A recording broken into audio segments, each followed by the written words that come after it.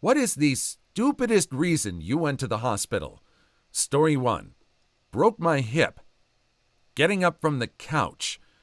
It was already really fracked up thanks to a medication I'd been on for years and hurt like a mongrel. When it finally snapped, I didn't think, smeg, my hip broke. I thought, smeg, this thing's acting up. Turns out the bone was necrotic and released a massive infection into my system. I woke up from a medically induced coma a month later with no idea how I wound up in the hospital. Edit. Wow, woke up from a nap to see a ton of replies and upvotes. Thanks, everyone. Edit 2. Just started replying to everyone's questions, but the gist is this. 1. Prednisone, a steroid used for rheumatoid arthritis, is what ruined my hip. I had a doctor who claimed it was safer than the pain meds I was on at the time. I really disagree with him after all that. 2. My dad was the one who called the ambulance a few days after it happened, since I passed out from exhaustion. Only place I felt remotely comfortable was my PC chair, and was stuck there for a whole night. He moved me to the living room couch where I finally got some sleep and spiked a fever. 3. Doing so much better now. I got my hip and a few other joints replaced over the next couple years. I'm still in pain from my rheumatoid arthritis, but it's a million times more manageable than it was before. Plus, I have much more competent doctors who are willing to listen to my concerns instead of the guy who put me on prednisone and said, "Which one of us has the medical degree?" Yeah, I thought so. Do what I say. In fact, my current pain management doctor told me to stay away from steroids like prednisone completely. They also ruined my bone density, among a couple other problems we're hoping to fix or at least manage. He's awesome. The total opposite of the guy who put me on prednisone. Thanks, everyone, for the replies and upvotes. I, too, broke a bone getting up. Broke my fibula getting up from the sand on a beach. Turns out I had a chunk of bone just missing from my leg. 3 weeks ago, I was walking my dog. She pulled on the leash and caused me to slip on some wet grass on a little hill we were on. I slipped and then fell. I heard a loud snap and instantly felt nauseated. I broke my right fibula in multiple places and had an avulsion fracture in my right tibia. There were also bone fragments that they weren't sure where they came from. I also ruined a ligament which left my ankle bones too far apart and my ankle totally unstable. I had surgery to put a good-sized plate and 7 screws in my fibula to put it back together. They cleaned out bone fragments. They also drilled straight through my ankle and put wire through there and then an artificial ligament. I have been non-weight-bearing on my right foot for 3 weeks and have at least 4 more weeks to go. Just this past Monday, I got my splint and cast and my stitches removed. Now I'm in a cam boot for who knows how long. I can't drive and am not cleared to work. Maybe in 4 weeks? All because I slipped while walking my dog. Oh, I feel for everyone. I have been very fortunate myself. I only somewhat fractured a wrist on a bike accident. I don't know if you can see the scar of the surgery scar. That's all I have managed to break over my lifetime. I'm grateful for the constitution I have, and I feel really sorry for these people and hope they get as better as they can soon. Story 2. I've always wondered what would happen if we stopped pooping. Thank you for trying it out so we don't have to. Science, thank you. No joke, but my ex's aunt literally expired from some sort of intestinal blockage. If the waste doesn't have anywhere to go, it can present as it did with original person here, or can actually poison your blood and unalive you that way. It sounds pretty painful either way. Sorry in advance, this is going to be too much information and gross. I've had a great aunt pass away from this too. They never could go to the bathroom and hated going to the doctor, so never went to find out what the problem was. Ended up passing away from complications due to the blockage. When they autopsied her, they found 40 pounds of excrement so lodged and backed up it was extremely hardened. Story always terrorized me as a child. Helped me learn it's not good to hold it in, though. Queen Caroline, wife of George II, King of Great Britain, was one of the smartest women ever to run a country through her husband. In 1737, her hernia had a small section of her small intestine poke through it. The quote-unquote doctors decided the best course of action was to cut that piece of her small intestine off without anesthesia. This, of course, did not end well. She perished in agony 11 days after her pain started. She told her husband to marry again. "No," he sobbed. "I will have mistresses." She replied, "Oh, my deity, that doesn't prevent it." He had had mistresses throughout their marriage and wrote to her telling her about them. He never remarried. My son had cerebral palsy and cannot walk independently, and that's not good for the digestive tract. So we have to be very conscious of his fluid and fiber intake, as well as his bodily output. He has indeed been so backed up in the past, before I knew how to keep him regular, that he couldn't keep food down and his vomit smells like feces. I took him to the ER once over his lack of BMs. They did x-rays and gave him the diagnosis of FOS, full of poop, prescribed some quick-working but safe laxatives, and the next few days I spent cleaning up a literal poop fest. I never used more bleach in my life. Still better than a ruptured colon. Edit. Thank you for the award and all your kind words. Mom hugs you all. Oh, man, that is really awful. I can't believe being so backed up, but it kind of reminds me of that South Park episode where Cartman tried to prove to everybody that you could process food the other way by sticking food up there and then pooping out your mouth. It's kind of gross, but I know this is more serious than that. Story 3. My mother perished from this, literally. She had issues for over a year stemming from poor diet and lack of exercise, which she refused to change. Instead, she embarked on a series of ping-pong adventures back and forth between multiple anti-diarrhea medications and medications to make you poop. Reason was she would get constipated, she would take a bunch of stuff that would work eventually, plus her own body reacting, and she would have diarrhea to clean itself out. Instead of riding that out for a day or two, she would take a bunch of stuff to stop it. Wash, rinse, repeat. Over and over again. It wreaked havoc on her digestive system, but I could not get her to change, stop, or go to a doctor. Eventually, she started having unrelated problems. She was put on some pain meds and was told that they could make her constipated. She said this, plus I told her, knowing her history. She did not tell the doctor who gave it to her about her digestive issues. Within a few days, she was in the hospital. I went in and was shocked because she now looked she was about 7 months pregnant. Her belly was so big. I was her medical POA, so the doctors took me aside. She had bladder cancer, a pretty big mass, but they did multiple scans and it was not touching or blocking her intestines or colon. They started asking questions because she wouldn't answer them, and she was blocked with poo all the way back up to her stomach. After all the review, it appears she never got cleaned out, so to speak, and only a little had been getting out for over a year. The meds kind of put the icing on the cake, so to speak. She was refusing an enema. Everyone in the hospital tried. I tried, but she wouldn't do it. Wouldn't give a reason. Just said no. By the way, she had had 1 or 2 in the past. She didn't have a fear of doctors or any religious reason. I have no idea why she refused. Within another day or two, an enema was no longer possible, and she was having trouble breathing. She finally consented, but an enema wouldn't have done anything at that point. They discussed doing an actual scope, entering from the mouth and going down to get what they could from that end, and then another from the other end.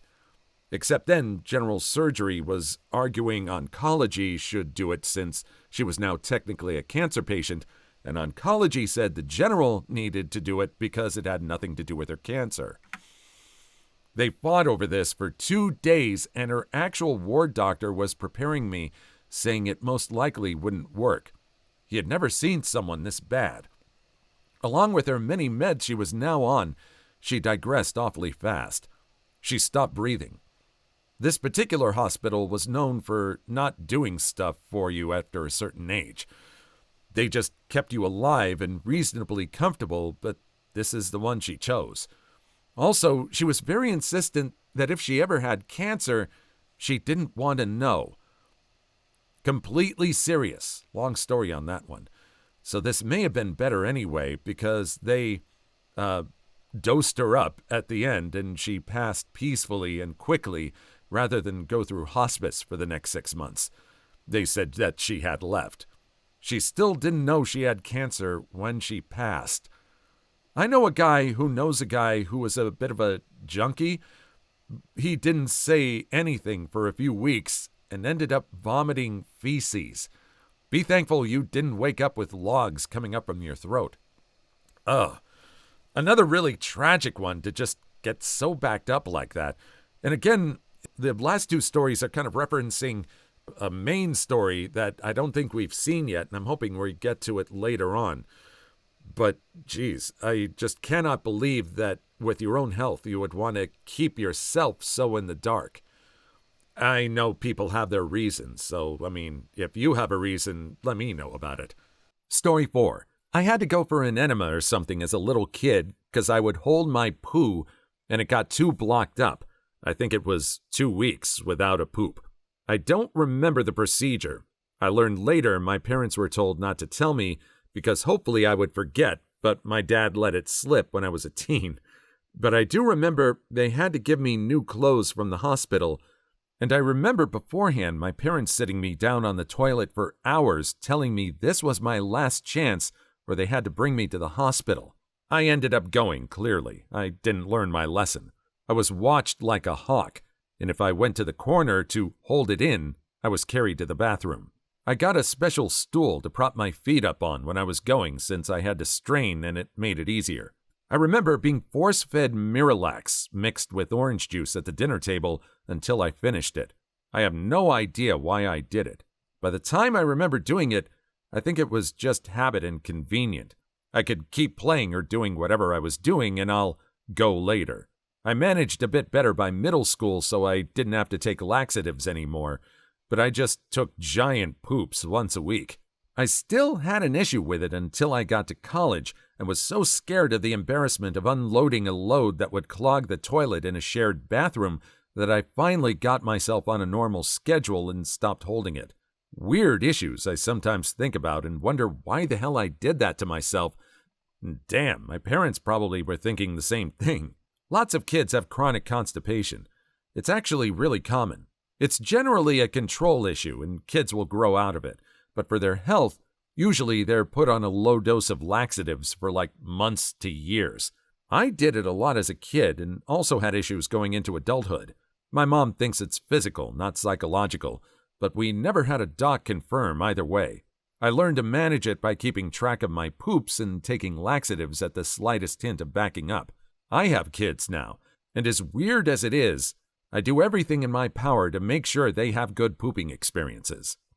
They get poop gummies, fiber gummies every day, and if they ever complain a poop hurts, they get poop medicine, a chewable kid stool softener daily for a couple of days. And these are all basically candy, not like the laxatives I was given as a kid. So my daughter looks forward to poop gummies and medicine, and while she definitely has control issues, will not poop at daycare, she does poop daily at home, so I'm hoping my method is working.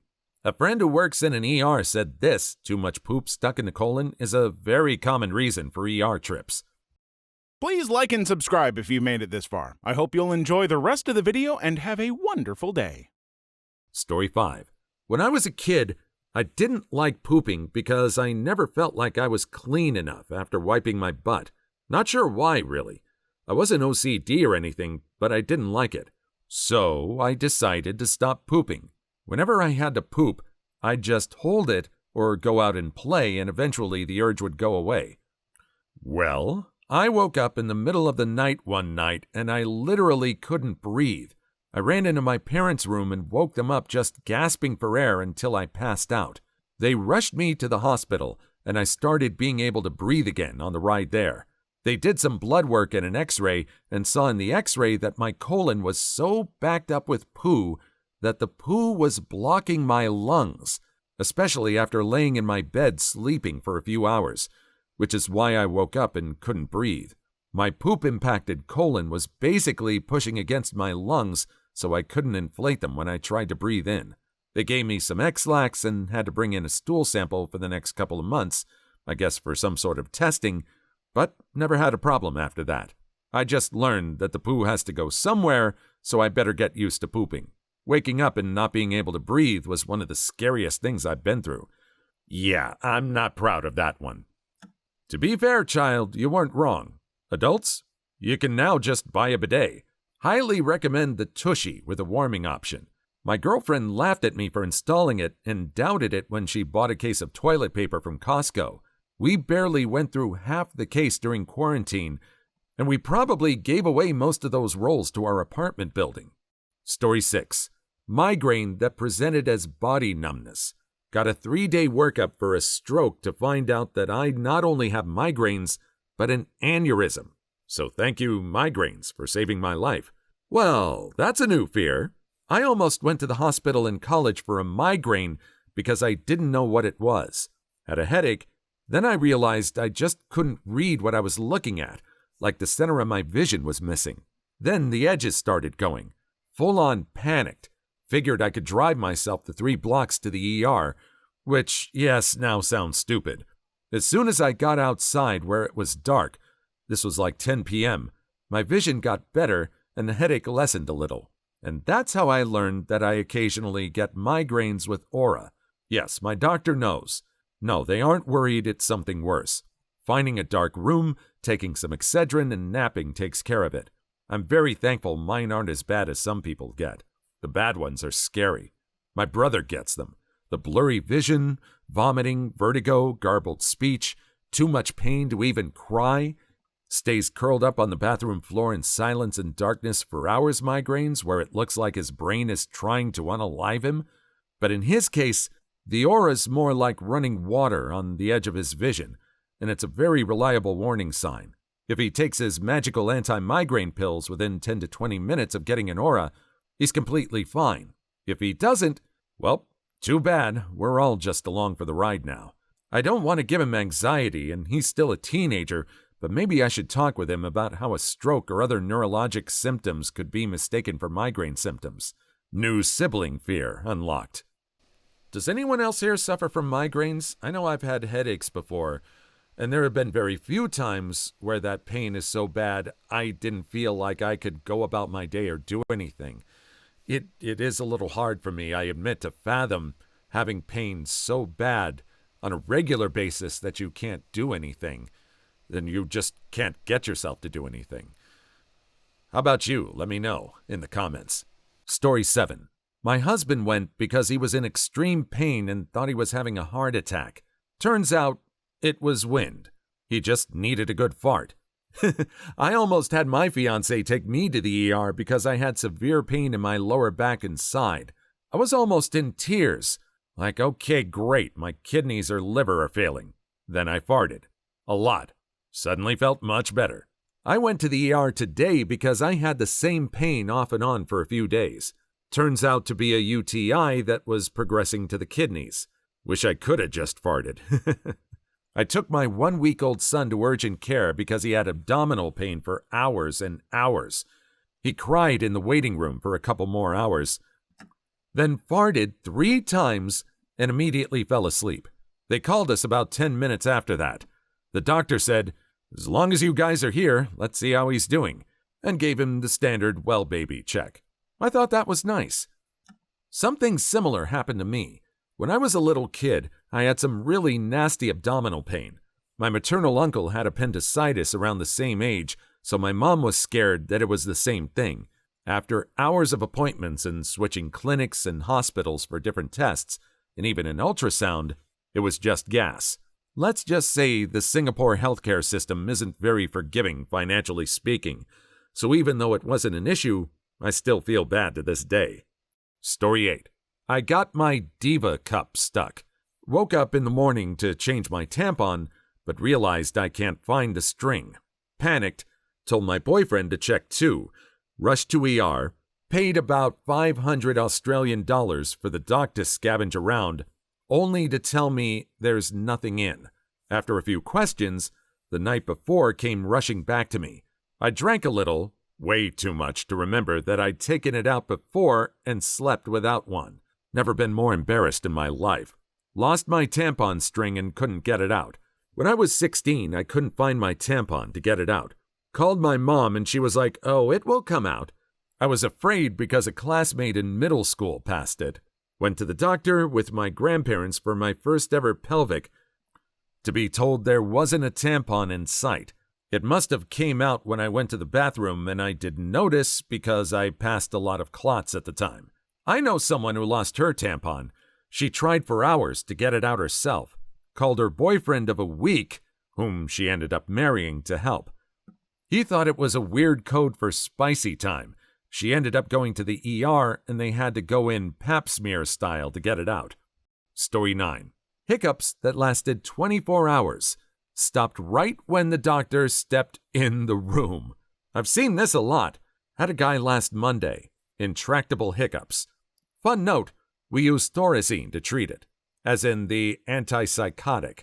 This happened to my father 60-some years ago. Apparently, the Thorazine hit him pretty hard, and when he called my mother from the hospital, she couldn't understand a word he said, and the doctor had to get on the phone and explain what was going on. "Ma'am, this is the hospital. Your husband had hiccups, so we treated him for a psychotic episode. He's a bit one flew over the cuckoo's nest up in here at the moment, but the hiccups are gone. Poor mama. I used to take Thorazine when I was in jail. I was originally prescribed something way more mild they didn't offer, and they stepped right up to that. I aim to never take it again. It was terrible. However, they did the same thing by giving me Haldol. That stuff literally turned me into a drooling zombie. The worst? I drooled so much non-stop. I refused to take any more and snapped out of it, fortunately. Story 10. Butt cheek injuries caused by a door. I hate touching doorknobs with my hands, and always use my forearm to rub against the doorknob in a downward motion using friction to turn the knob. Was joking around with my girlfriend saying I can open a door with my butt cheek exactly like how I use my forearm. Jumped at the door butt first, and the little metal thing that guides the door cut my butt cheek. I think they call it strike plate or latch strike. The cut wasn't a clean cut because the thing wasn't that sharp. 30 stitches. After that, she had to stand behind me holding a bowl to cover my wound every time I take a shower so it doesn't get wet. And we live in a hot country, so she has to do that twice a day for like a month. Girlfriend of the year. I can only hope my partner would provide the butt bowl for my showers if it ever came to this. Thank you so much for this. I've inflicted some really dumb injuries on myself, but this takes the cake.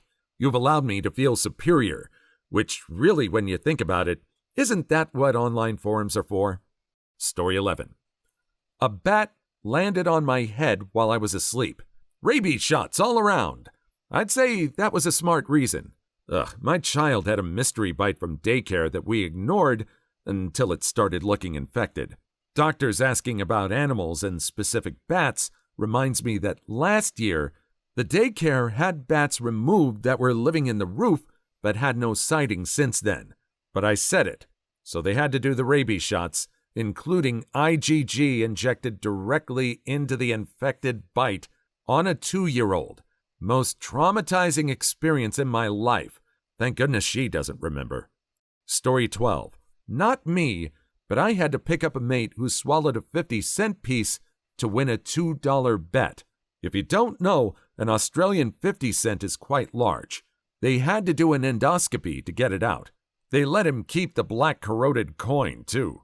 Did he get the $2? Fellow Aussie here. Most Aussie reason to go to the hospital I've heard. Please leave your story in the comments. I would love to make a video on them in the future. Also, don't forget to like and subscribe.